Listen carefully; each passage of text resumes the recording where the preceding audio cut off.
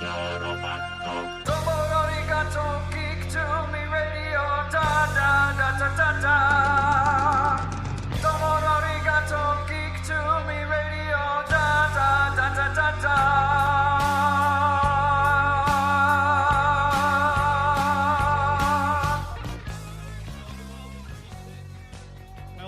Welcome, geeks and nerds, girls and boys, to a brand new edition of Geek to Me Radio. Tonight, we've got Brian Box Brown talking about his book, The He-Man Effect, the 80s toy market, how they cornered kids with advertising. Later on, we'll talk with master storyteller Louise Simonson about her runs on Steel, X Factor, New Mutants, and more. Stand by.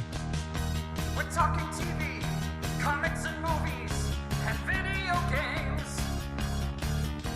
And if you don't know Star Trek from Star Wars, we'll try to explain. There are 12 doctors for Hogwarts houses, one ring rules them all. To be the greatest Pokemon master, you must catch them all. You must catch them all. Try to catch them all. Gotta catch them all. Gotta catch them all. Driving around the greater St. Louis area tonight, listening to us on the Big 550 KTRS. Hello to all of you. Thank you very much for tuning in. If you're streaming us out there on the web or on the KTRS app, we appreciate you listening there. And of course, if you're hearing us after the fact in the podcast form, we do appreciate you finding, subscribing there, and hopefully listening as regularly as you can after the show airs live on KTRS. We'll tell you more about our new sponsor, Citizens Debt Relief. If you've got a bunch of credit card debt, this company is going to tell you exactly how to handle it. We'll tell you more about them and our other sponsors, of course, Greater St. Charles Convention and Visitors Bureau and Bugs Comics and Games coming up in the hour. But first, two great interviews. We're going to kick it off with my first guest, Brian Box Brown. Here's that. My next guest is a cartoonist, an illustrator, a New York Times bestselling writer, an Eisner Award winner, and he's got a new book out now called The He-Man Effect, How American Toymakers Sold You Your Childhood. And boy, I was one of those children. Brian Box Brown, how are you? Oh, very good. Very good. Thank you for having me on the show. Of course. As soon as I saw this, I can't remember, it was like a couple weeks ago, maybe a month ago. It's all wibbly wobbly, timey wimey. But I saw somehow someone I follow retweeted your book. I'm like, oh my gosh, what is this? And the more I dug into it, I reached out and I knew I had to talk to you about this because this was like my childhood. This was everything that I saw. And we saw the Netflix special, The Toys That Made Us, which tangentially kind of taps into some of the stuff you're talking about. Talk a little bit about where the germ for this idea for the book started with you. So it kind of started on a very earnest way where I was literally looking back on my own stuff. Like I wanted to get all these old toys. Actually, it initially started, I think, because I was at a lot of comic conventions. Mm-hmm. And, at a lot of the big comic conventions, I remember specifically going to this one in Chicago a bunch of times where, they'd be so big and there's so much stuff. And there's always like a section that's like vintage toys. Yeah. And because there's old comics, there's all, a million things.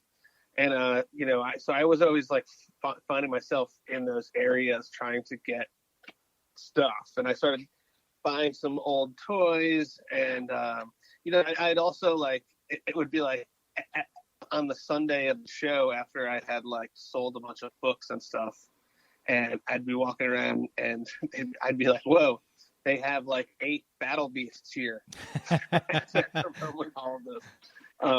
So it's really kind of started that way. And then, I bought a Sears catalog from 1986. Yeah, the old Wish books. Yeah. And, that is almost as good as getting all the toys in a way. That was actually how I experienced most of the toys. Was I didn't have a lot of the stuff that I want now is stuff that I just didn't get when I was a kid. Right. I just want, you know what I mean? And so I think I started, I started kind of realizing that these people at the conventions and stuff are capitalizing on advertising that's like 38 years old or whatever it was at the time. And I was like, this is, that's how powerful the advertising was. Like, we're still like, we still are probably spending more money. Our generation is probably spending more money in our adulthood on these action figures and these properties than we did in childhood in a way. Yeah.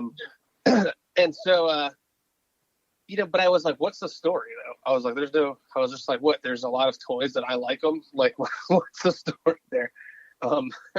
So, then sometimes these, coming up with these ideas, like you're kind of like half researching for a book for like 10 years before you even realize that you were researching for a book. Like, you're just kind of like following your own interests in a way.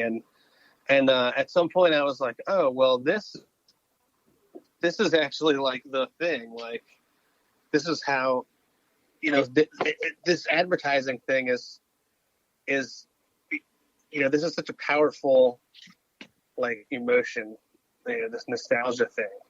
The Wish book was like, whatever, $50 or something. And it's a catalog from a store that's out of business, from 30 years ago. So it's like this, it motivates people, right? Like this powerful feeling of nostalgia. And, then it just kind of like rolled into this book about advertising and nostalgia and, how that gets co-opted and how, how this kind of like has warped our culture a little bit. And in the book, The He-Man Effect, you kind of make the point of some of these early people tapped into this. Walt Disney, of course, being chief among them, stumbled upon, tapped on, whatever, and also, 30 years later from him, the executives at Kenner and things like that realized that history plus psychology equals nostalgia, which when I think about it, I'm doing this radio show now.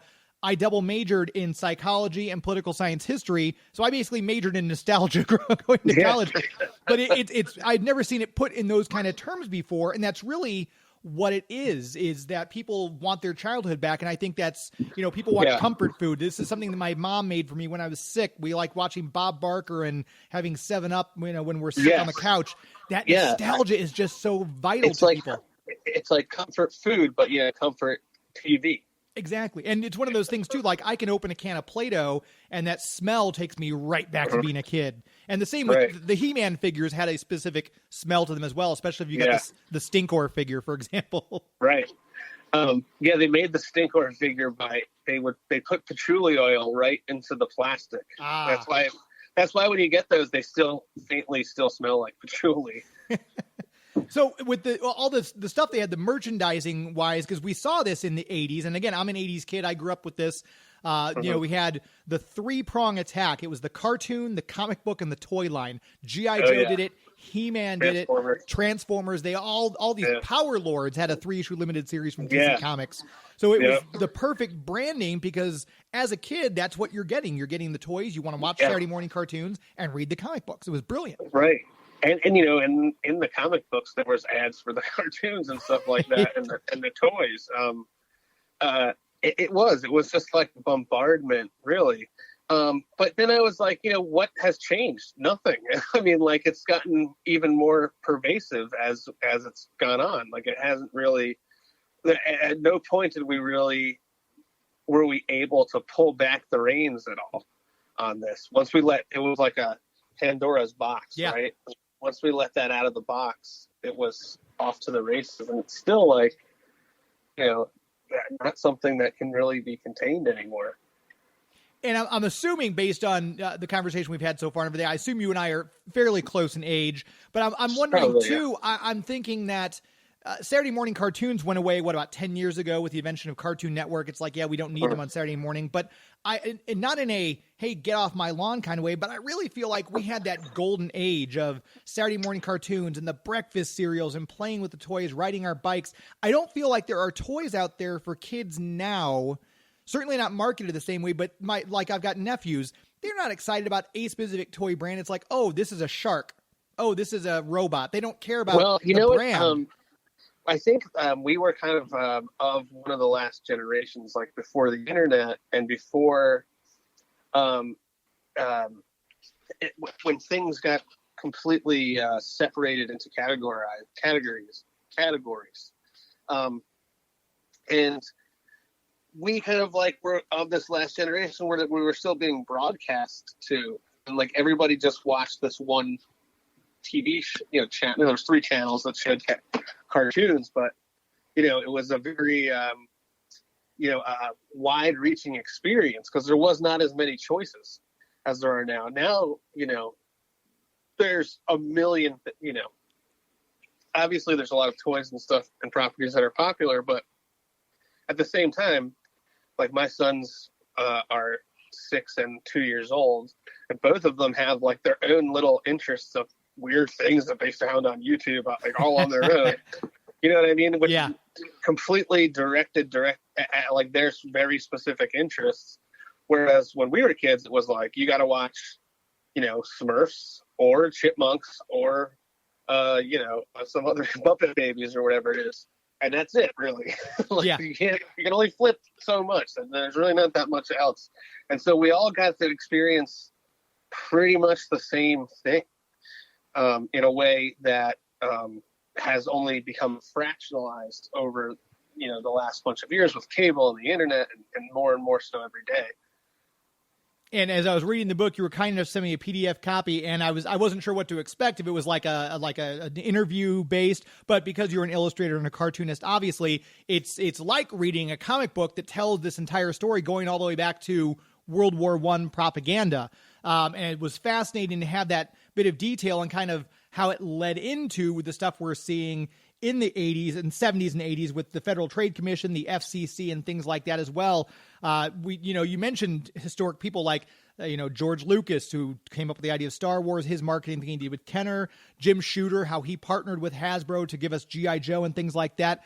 But was there ever any kind of a concept that was like, I should reach out to some of these people and talk to them? Or do you kind of already know this is the format I want the book to follow?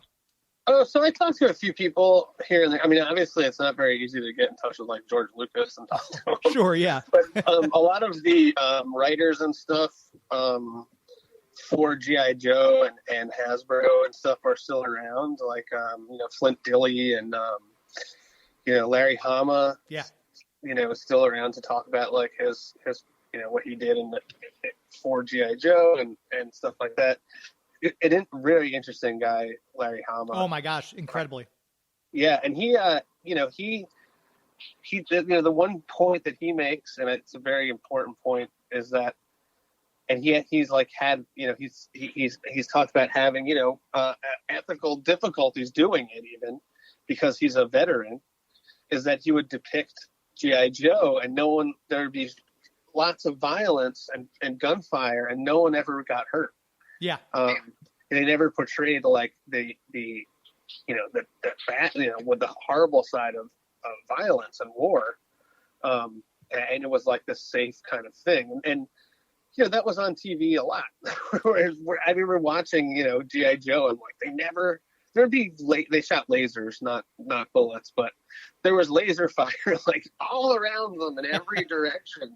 And no one could hit anybody. Right, you'd always see whenever the Sky Striker or Cobra Rattler exploded, you always see the parachute. They'd get out safe. Yeah, exactly. So I mean, that was very interesting. And the writers were the writer for Transformers, Ron Friedman, was like a super interesting guy. Just had him on the show 2 weeks ago, actually. Did you? Super fascinating. Great.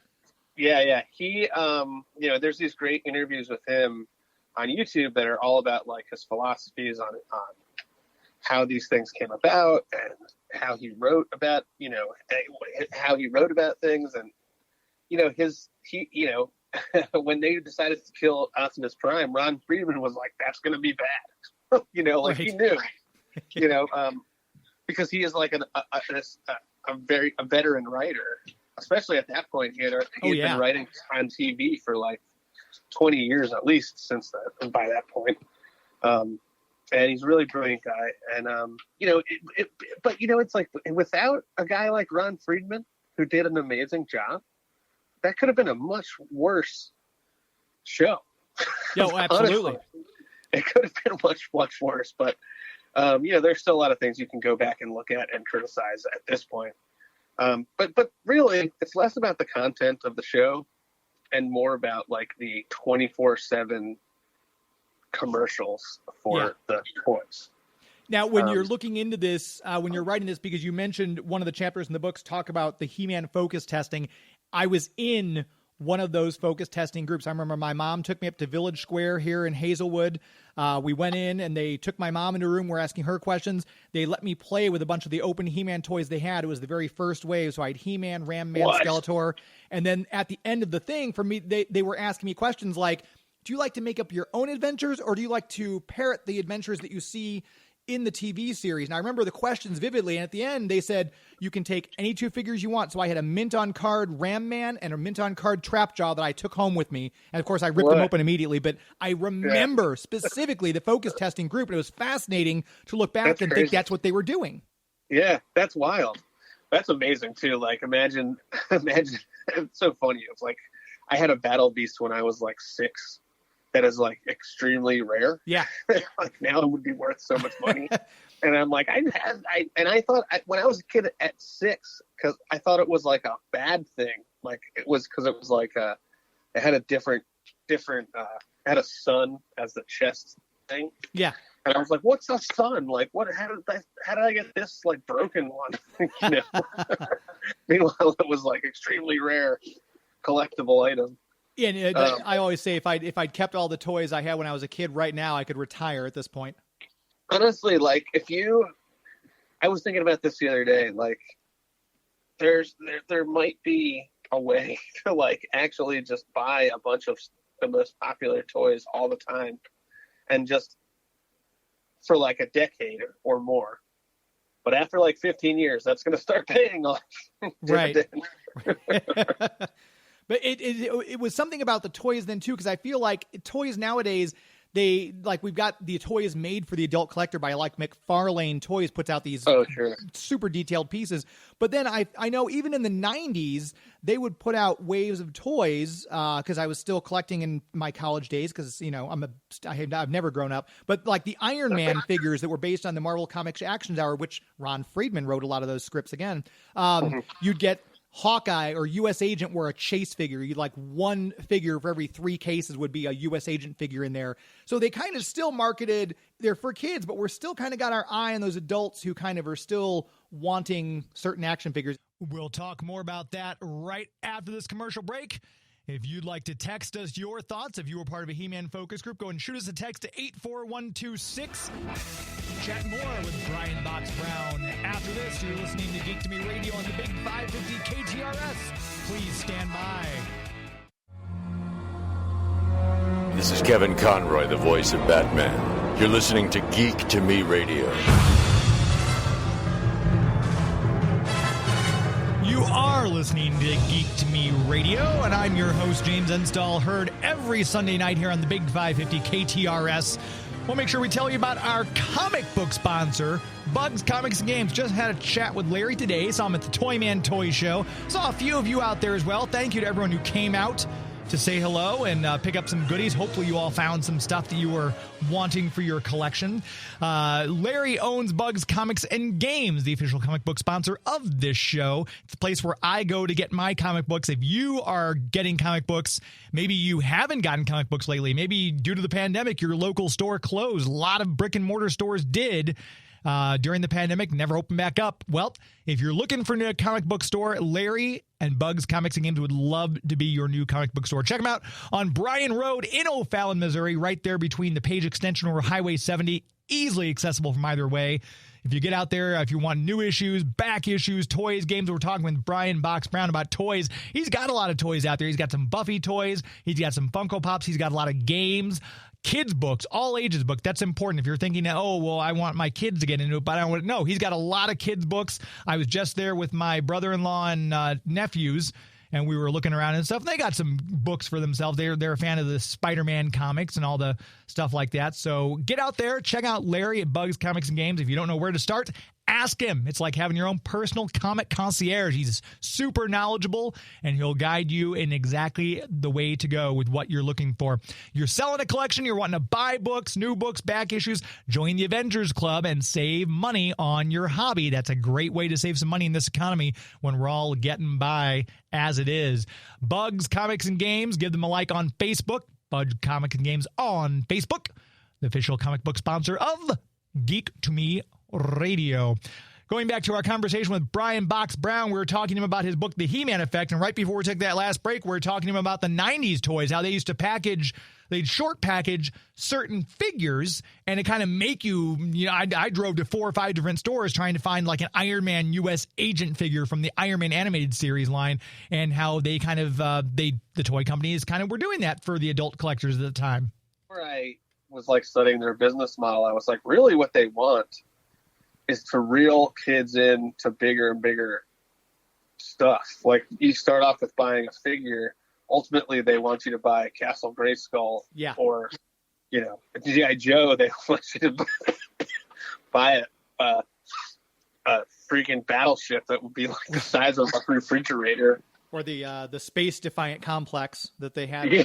That was the other big toy they had. Man, it was, I was lucky enough to get the USS Flag. My mom got it for me on my birthday. Sears Surplus had it marked down to like $60. So I had to chip it. I had to chip in like half of it, and she bought me the rest of it for my birthday. So I was that one kid who actually ended up getting that. It was such a cool place. I regret getting rid of that more than anything. Oh my God, it was so huge. I mean, I only ever saw the box. I remember seeing like a stack of the boxes at Bradley's, right? Which was like Target back in the day, and I was just blown away. I was like, the box was so big, like it was huge. It wouldn't fit in the cart that we insanely big. Yeah, my mom had to get my uncle to come over because she had a car. Like, well, we need a truck, so my uncle had to come pick it up from us at Sears Surplus. We need a flat. You need to rent a truck from Home Depot to get it home. When looking at this book too, the He-Man Effect that you've got out, are there something that we should learn? Is this kind of did you mean this just be kind of a look back and as a, hey, this is what we went through, kind of a historical thing, or would you define it as a bit of a cautionary tale to not fall into the same pit traps going forward? I think so. When I was a kid, there was a show on HBO directed towards kids, but it was called Buy Me That, and it was like explained how commercials worked and like how they made like the McDonald's made like their cheeseburger look really good like on TV, and then you get. Then you go buy it and it doesn't look the same. Yeah. And and it was really interesting to me. I really liked it, but I think it was actually a really great thing for a kid to see because, having that knowledge of that you're being sold to and being aware of that is, I think, something that can help. I mean, I don't think you're going to read this book and then be like, that's it. I'm putting all my collectibles in the trash. I'm never buying anything ever again. First of all, I don't think trying to rid yourself of the feeling of nostalgia would be by getting rid of your stuff. It would be, a fool's errand because nostalgia is a human emotion that serves some sort of evolutionary purpose. And, it would be like saying, I'm never going to laugh again or something like that. But also at the same time, like, the other day my son was watching YouTube and, they have commercials before each video. And one of them came on and it was like a 12-minute long commercial for a toy that like looked exactly like a cartoon. And I was like, this is exactly the thing.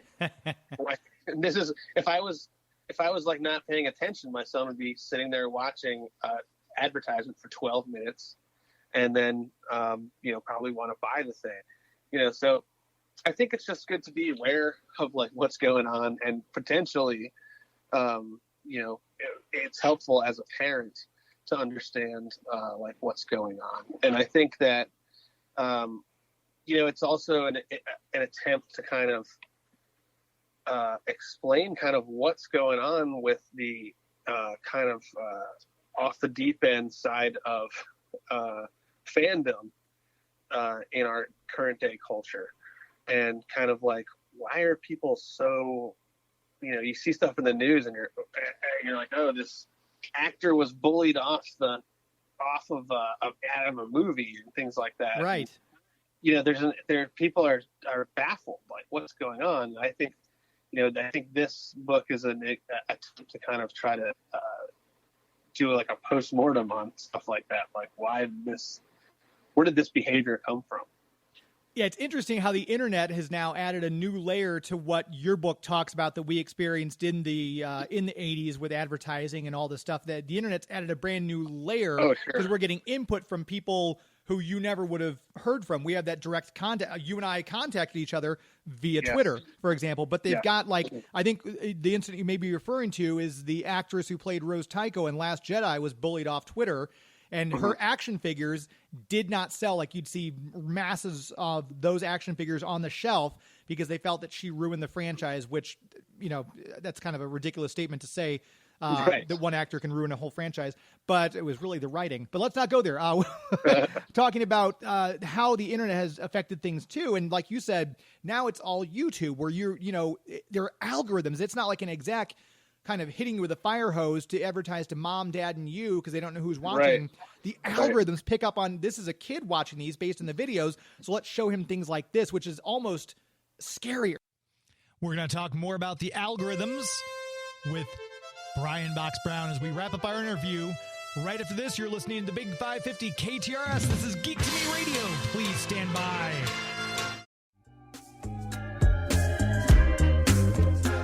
Hey, this is Adasa, and even though we don't talk about Bruno, we do talk about Geek to Me Radio.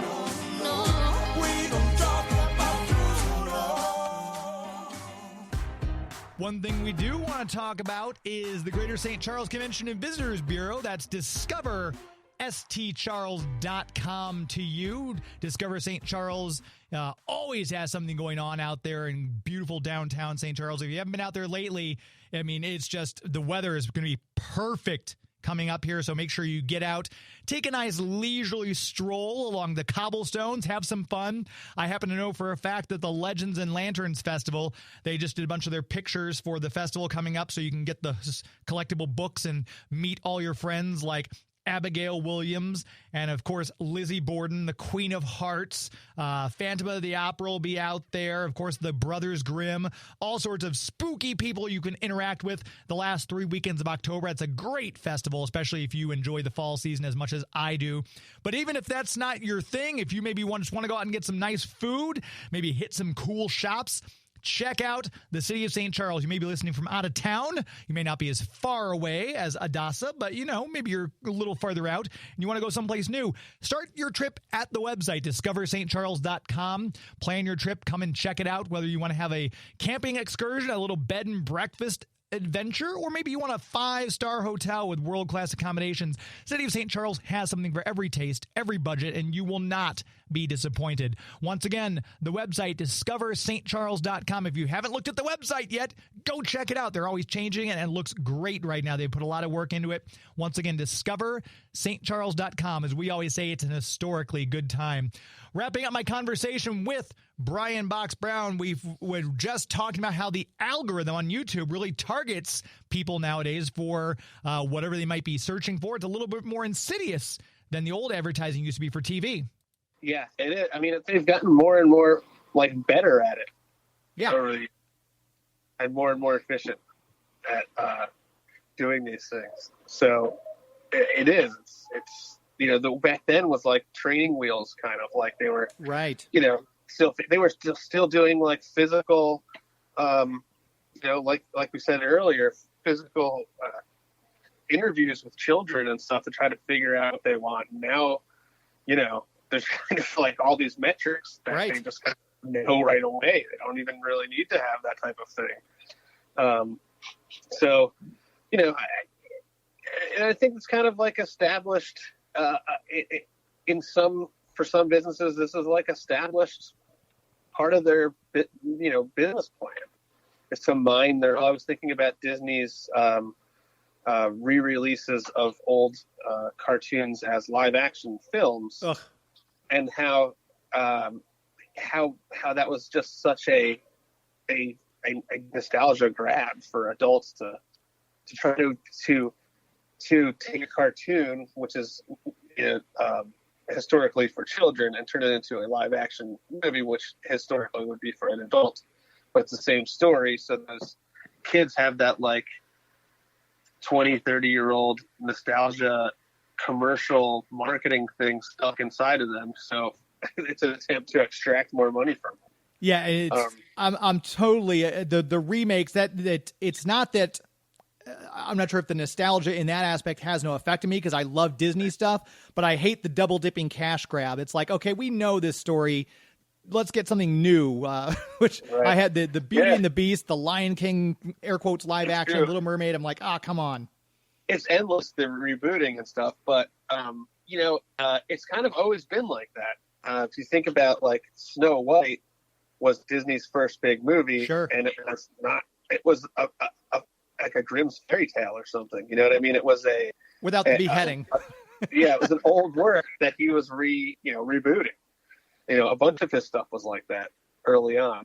And even like, the stuff like in the 50s and 60s with cowboys becoming this big thing in TV and movies, that was kind of a reboot of these old cowboy books from like the turn of the century. So it kind of like is as it always was. We're constantly rebooting and re-looking at these things that people liked when they were children, and we re-examine them again when we're older. It's just like a fact of life in a way.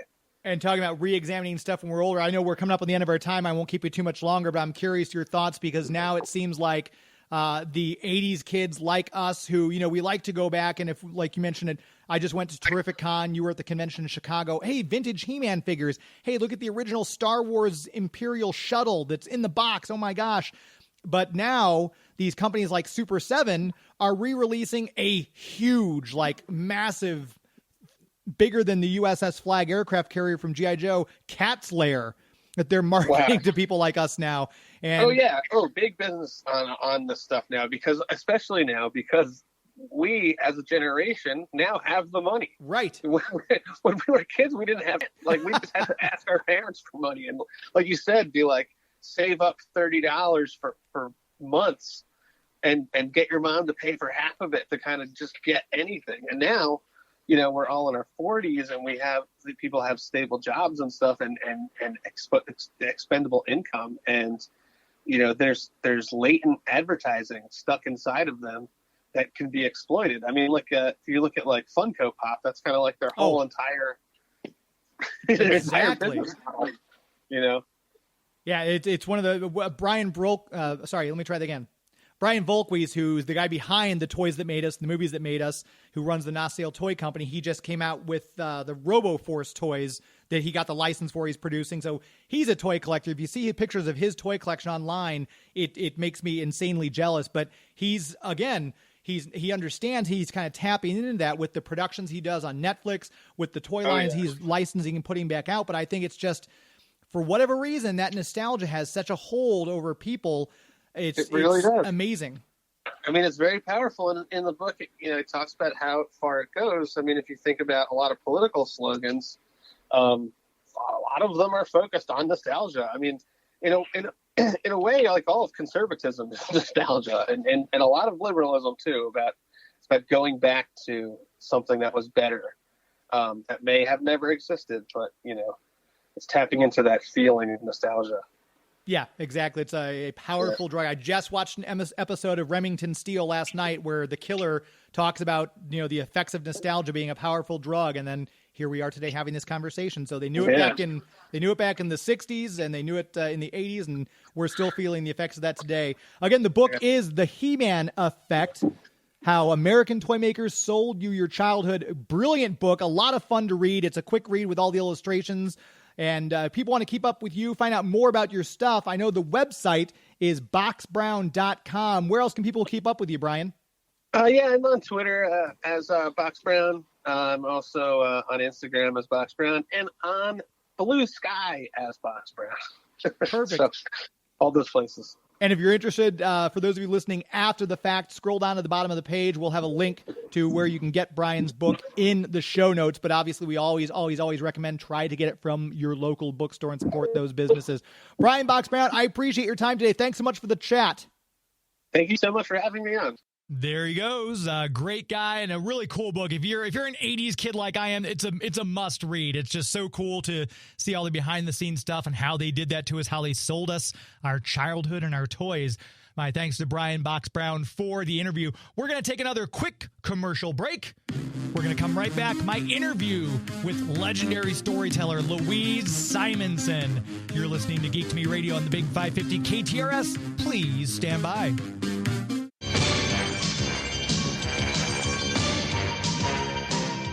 Attention maggots, this is Sergeant Slaughter from WWE and G.I. Joe, the real American hero, and you're listening to Geek to Me. Don't touch that dial, and that's an order. Had to play that return liner because today is Sergeant Slaughter's birthday. If you've never met him before, you got to go to a convention just to experience the Cobra Clutch. I just posted on Twitter, if you're following me at Geek to Me Radio, a picture of him putting me in the Cobra Clutch. Such a great guy. If you ever get a chance to meet him, I highly recommend you do. Happy birthday, Sergeant Slaughter. We have a brand new sponsor I want to tell you about. I'm excited to talk to you about Citizens Debt Relief. Money is something that some people just like to brush aside. They don't want to deal with it. It's a problem, especially in this economy. A lot of people right now, it's a known fact, people are relying heavily on their credit cards to get them by. It's a real problem for a lot of people, and hand in the air, I've been one of those people. Sometimes it's like, I get paid on Friday. You know what? I'm just going to put the groceries or the gas on the credit card. After a while, that can really start to add up. Citizens Debt Relief, and you people know I would not be telling you about a company that I didn't use myself, I did not believe in, and I didn't think were actually someone who could help. If you're someone out there and you're listening right now and you've got at least $10,000 in credit card or unsecured debt, give them a call. I'm going to give you the number. It's a special number they have for my listeners, so they'll know you heard about it here on my radio show. Toll free 877-811-1339. Citizens Debt Relief. They're going to come up with a customized strategy based on your bills, your debt, what you're able to pay, how you want to go about doing it. It's a custom debt resolution plan. Now, just to be clear, this is not a magic bullet. You didn't get into debt overnight. You're not going to get out of it overnight. Just like you might want to go to the gym. Hey, I want a really nice body. It's not going to happen overnight. You got to put in the work. Same thing here. So it's not a magic bullet solution, but I will tell you again, I'm in the program. I'm working on it. I'm getting myself out of debt the right way. It's not an easy way, but I'm going to be so glad. I've been in it for a little over a year now, and I got to tell you, the peace of mind it brings after you get past that hump of, oh my gosh, is this going to work? And you realize, oh, this works.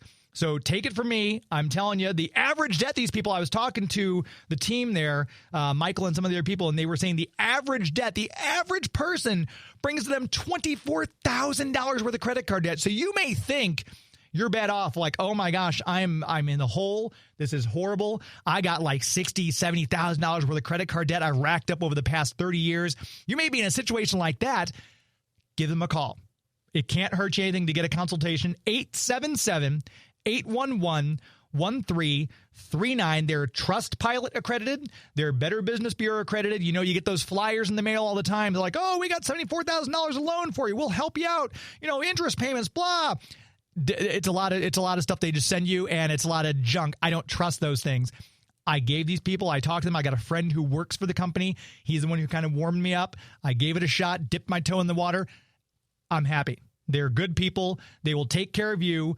Give them a call, 877-811-1339. You can check them out online as well, citizensdebtrelief.com. We're going to have them on the show here for a little while, so we'll talk to you about them each week. And hopefully they can give you some help with your credit card debt. We've got Louise Simonson. I went to TerrificCon, and I know you guys heard me talk about TerrificCon last month in the lead-up. We had Mitch Halleck, the owner and operator, on. It's honestly hands down my favorite convention. I'm not even going to say top three. Mitch puts on a great show. It's my favorite convention in the country. A lot of great talent. It was so busy. Normally I come back with like 4 or 5 interviews for you. I could barely get Louise Simonson because she had a crowd at her table. The interview you're about to hear is almost 17 minutes. It took me about 45 to get the interview because we had to keep pausing. People came up and wanted to sign books. Hey, I've got this X Factor. I've got this New Mutants. So she was very kind, so sweet. Her and Walt Simonson, obviously great artist and writer himself.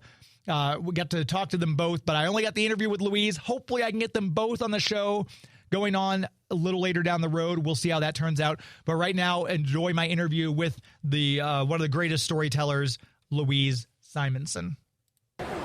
Talking with master storyteller Louise Simonson, all the stuff you've done. One of the things that struck me was you've gotten to see a lot of the characters you created on the big screen with Cable and Steel and all these different characters.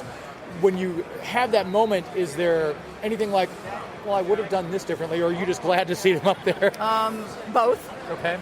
You know, it's nice to see them up there. It's actually flattering that anybody wants to make a movie with grown-ups want to pretend to be your character that you made up. Yeah. There are, with a number of characters, several characters that I've done, and I know your listeners will know which ones they are. They will be able to take an educated guess at that. That really, I wish maybe things had been done a little differently, maybe with costuming or choice of different other things, like maybe scripts or whatever. But mostly, it's nice that at least the things you make up have a life beyond what you put down. That this is kind of what we all do in comics when you're in a shared universe, is you create an idea, and the idea takes on a life of its own.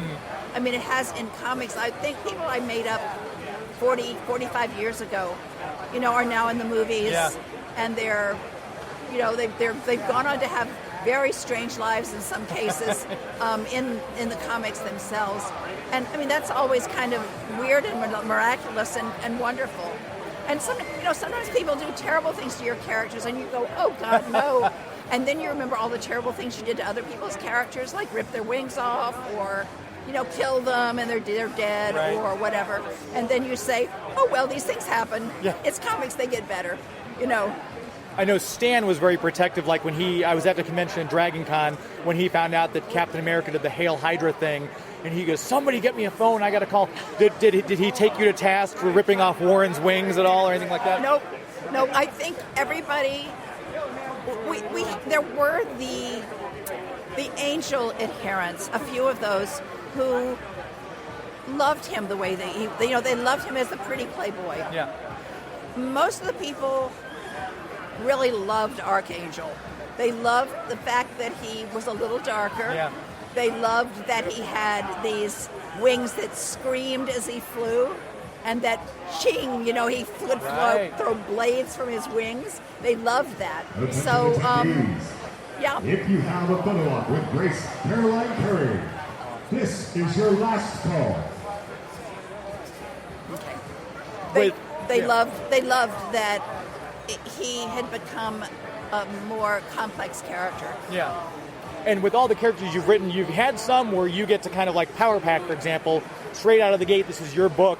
Right. Other ones you've come into and inherited, right, like X Factor, New Mutants. And then there's the whole editor aspect where you're used to kind of nudging writers, I would assume. When you think about your role as an editor, what was kind of your thing, just to make sure the trains ran on time, or did you? It was to make sure that the people I worked with had what they needed to do the best job that they possibly could, and different people needed different things. Some people just needed you to listen to their ideas and maybe cheer louder for the ones that you like the best.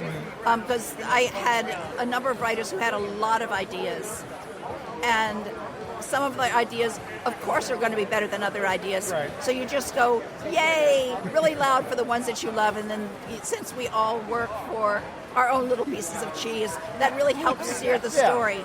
But I never have it heavily handed, but sort of soft steered, I guess, encourage the story to go in one direction or another. Some people, would need, I don't I don't know, would need a little bit more steering, would need, to be paired with people that they were compatible with.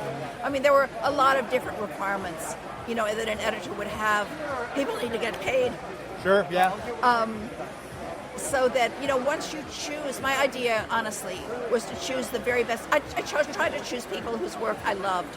Yeah. And then help them do whatever they needed to do their very best. And it really worked.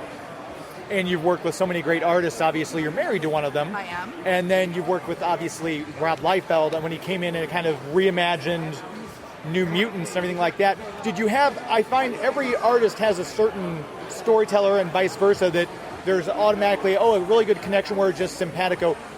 Who were the artists who you felt the most, I guess, simpatico with? Oh, probably, June Brigman. She drew Power Pack. Yeah. She came into my office just cold, looking for work, and I think it was the first or second job she had was Power Pack. Wow. But she came in, and I said I didn't have anything for her, but I liked her work, and I said, "Can you draw kids?" And she said, "Oh yeah, I used to do sketches at Six Flags of kids as for a job." And I said, "Well, here's what I'm going to do." And I explained what Power Pack was. I had the first script and the character, verbal character designs for the kids, really who they were, not so much what they looked like. And I said, draw these kids for me. And if they look right, the job, we'll present ourselves as a team. Mm-hmm. And she came back with these wonderful little drawings, in which the kids were more themselves even. Yes. So we presented ourselves to Shooter, and Shooter said, "Your team." He said, he had said to me, "It's a weird idea. Maybe we'll get a mini-series out of it. Just write something up." And I did. And Shooter loved it. And he came in and said, "It's not a mini-series. It's a series. The first issue is going to be a double-sized issue, and you have 2 months to finish it." And June had never actually drawn a comic before. Oh, wow. And I had never written a long comic before. I'd done some short stories, but never a long comic. Yeah. So that was so. I mean, June and I were real, I thought we were really good on that book, and it was very successful for its time and its place and what it was, which is weird. And I loved working with John Bogdanov. Oh, sure, yeah. I've worked with John on Power Pack, and then I worked with him again on Superman. He's one of my absolute favorites as an artist. He does power and he does emotion, and those are the two things that I think you really need in a superhero story. Yeah. And aside from the fact that he draws beautifully and composes well and stuff, and Brett Levins, I loved working with Brett. Brett is he was supposed to be here. I was so sad to find out he canceled. I know. He was another one. He was a prodigy. I worked with him first as an editor on Dark Crystal. I mean, he kind of came into my office, and I think he was probably 20 years old, maybe 21. With this really beautiful art style that matured more and more and more as he got older. I mean, I've worked with Brett off and on for years now, as I have with John and June too. Yeah. I mean, those were I guess they're my favorite. Aside from Walter Bill, let's not leave Walter right, of out course, of this. yes. But I mean, we're married to him, so it doesn't really. It goes without saying. I'm so used to him and his brilliance that I can hardly wax poetic about it because I'm so used to him. I mean, everything he does is wonderful. One of the things I was going to think about is that when you did the Fall of the Mutants, that whole storyline, that was one of the crossovers. It must have been very complex. And if I'm not mistaken, it was Chris Claremont, or was it you suggested there should be a tie-in to all the books, and Chris relented and said, "Yes, let's do this." Yeah, probably. What happened was Chris had a great idea for Fall of the Mutant. Well, it was a great idea. There were someone, maybe Paul Smith, I don't remember who had done it now, had drawn a lot of mutants in the alley, which is where the Morlocks lived. And Chris had envisioned that there were, a few dozen, not a few hundred. Mm-hmm. So he said, "So we'll just kill a batch of them off." And I said, "Oh, fun, can I play too?" I want to kill Morlocks. So Chris said, and also Chris said, "Yeah, sure, great." Also, the books were to come out in the fall.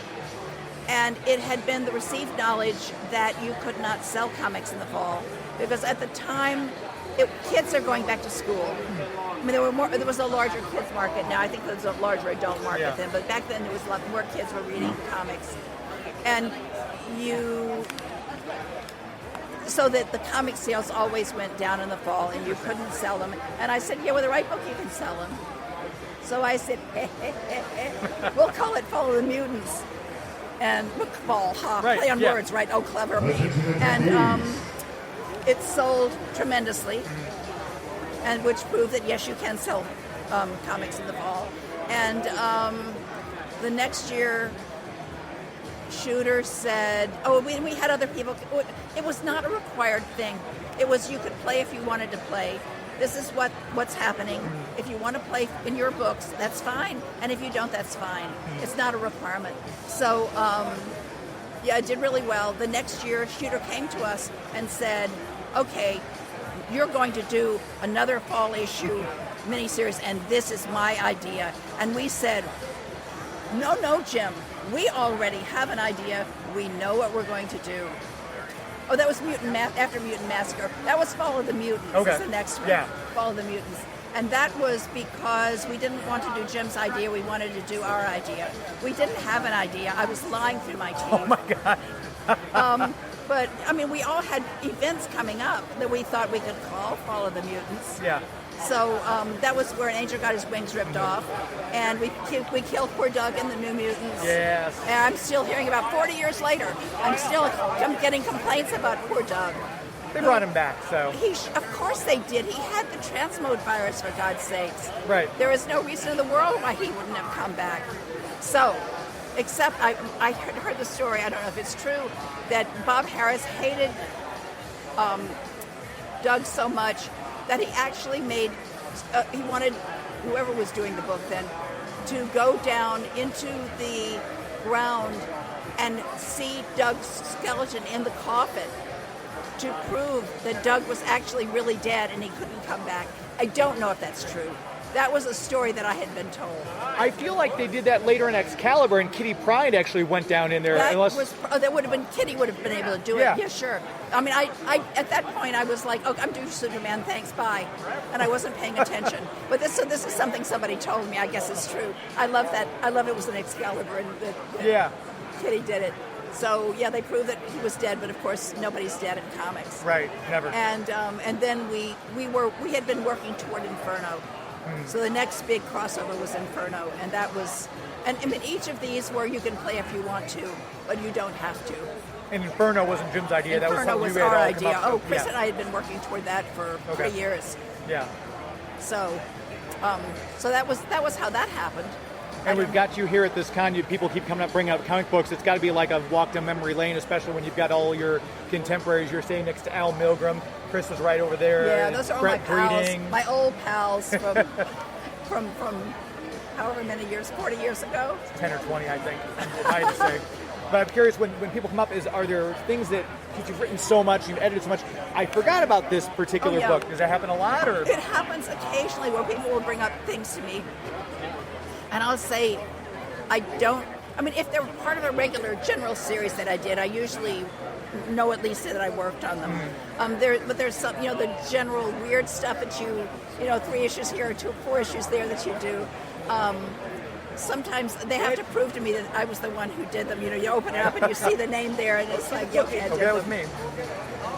Chris had said it before in an interview that New Mutants was a bit of a tougher nut to crack, where you worked on both that one and X Factor, and X Factor was just, it seemed like such a breeze, the story-wise and everything. Did you have the same feeling about New Mutants that he had?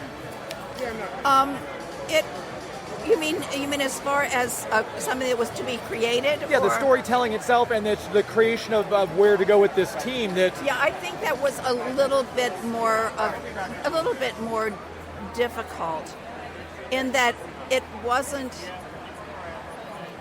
It was created because we were told to create something, rather than it was something that just sprang from our own ideas. And it's always harder when somebody tells you what to do. Usually if you decide to do it, it's because you have a lot of ideas about what you want to do. Yeah.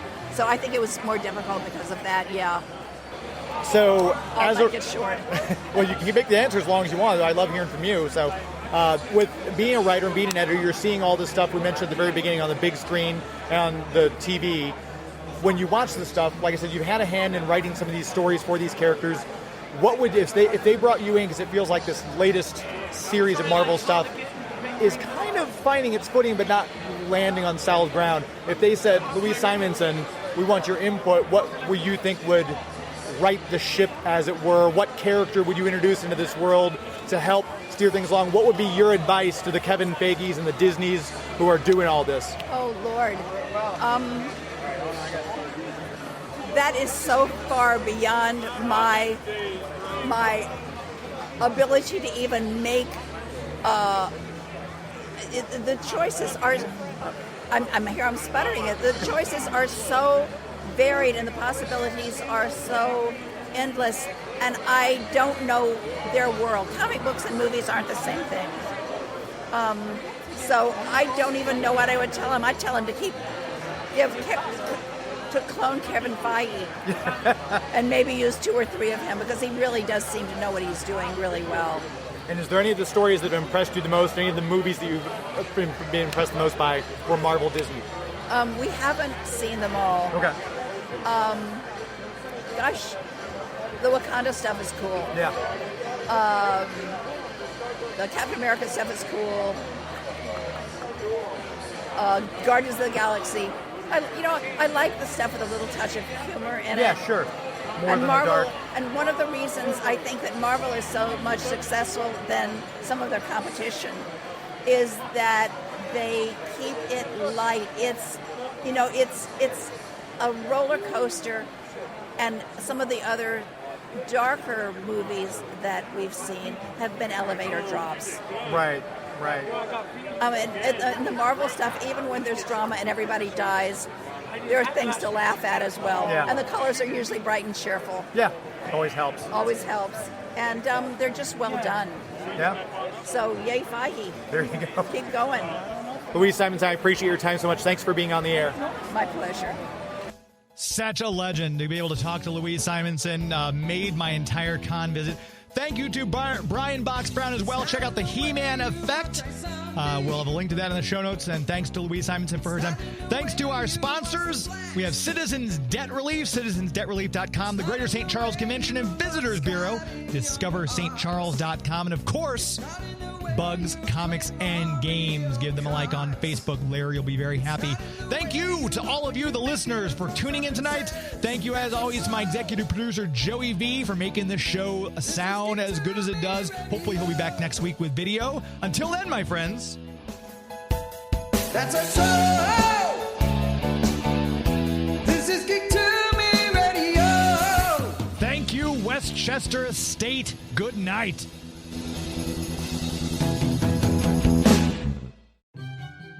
Hey kids, are your parents about to buy you a shiny new toy from Amazon? Hi, I'm Chucky. Wanna play? Well, don't be selfish. Share some of that money with us. Before going on Amazon, make sure to type in bit.ly/geek2me in the web browser. It will look just like Amazon.com, except it'll say referral Geek to Me Radio up top. And then when you check out, a tiny percentage will go to support the show without costing you 1 cent more. So before your parents get you that gizmo, gadget, or widget, make sure they type in bit.ly/geek2me in the web browser. bit.ly/geek2me, bit.ly/geek2me.